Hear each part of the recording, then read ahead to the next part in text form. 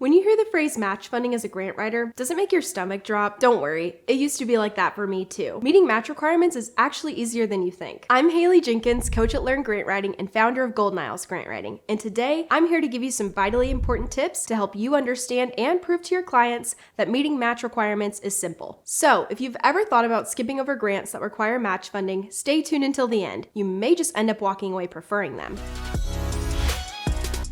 Today, let's get into the basics of match funding, explore the different types, and most importantly, I'll talk about why you should pursue them at all. Stay tuned. It's about to get interesting and yummy. Before we dive in, make sure to hit that like button and subscribe for more grant writing tips. Trust me, you don't want to miss out on the unicorn magic. Now, let's get into it. So what on earth is match funding? It's not as scary as it sounds. Match is the cash value of all cost sharing made by you, the applicant, or your partners to help fund a project. Sometimes it's also called leverage. To put these budgeting concepts in more exciting terms, let's equate your project to making brownies. You know you don't have all the ingredients, the funding, to make that happen. But brownies are a really good idea, so you reach out to a neighbor, the funder, to work together in making the delicious treats. They tell you that they'd love to help, but they require that you provide 50% of the ingredients, match, to complete the recipe. Awesome, you agree. They have 2 cups of sugar, cash, so you are responsible for providing the other 2 cups. In total, you have 4 cups of sugar for the recipe. On your end, you only have 1 cup of sugar, so you reach out to Sally, another neighbor, partner, to provide 1 cup of sugar in exchange of getting to be a part of the brownie making project. Bringing your cup and their cup of sugar, you have enough sugar,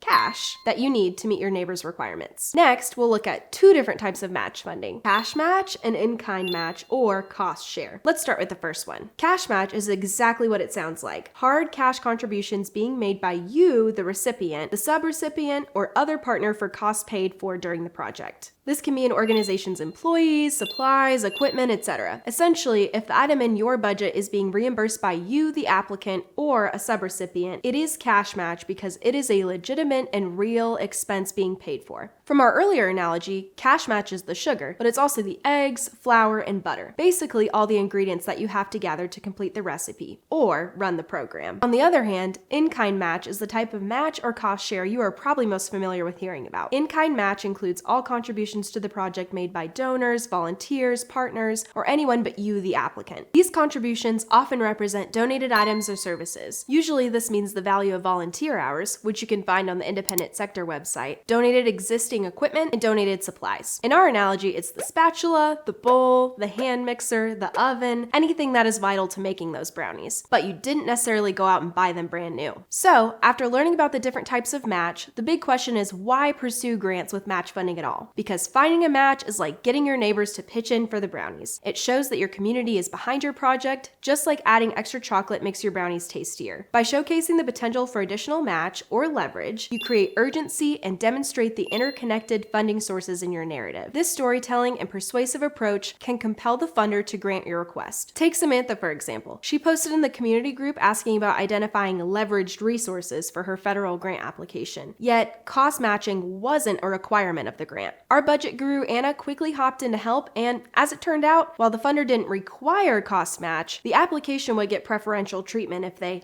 leveraged resources. Thankfully, Anna had the expert knowledge to help Samantha get her application in on time for the deadline and to celebrate with her family by camping for 9 days. Yay! Another unicorn example. Jacqueline leveraged a previously awarded $25,000 grant to secure 2 other grants at $86,000 for a grand total of $111,000 to support her healthcare innovations nonprofit. This is a great example of matching smaller pots of money to get the project funded faster. Meredith did a unicorn spotlight on Jacqueline's story, so check out that video linked below. As you can see, match funding helps your organization show off community backing, proving you've got a solid base and financial security. It shows you're serious about hitting your program goals, which makes grant makers trust you more. Plus, getting match funds from new sources or donors shows you're committed to growing your supporter base and getting more involved with the community. Bringing in new money and donors is a sign of progress and building connections with a wider group of supporters. Alright, that was a lot of info. So let's recap on what we've uncovered today. Match funding, also known as cost share, is your key to unlocking additional grant opportunities and is kind of like making brownies. From cash to in-kind contributions, we've defined the types of match and shown you clever ways to meet your match requirements. Remember, Match isn't something to fear. It's a powerful tool in your tool belt. Before you go, don't forget to hit that like button and subscribe for more grant writing insights to stay up to date on all things unicorn approved. See you next time, and thanks for watching.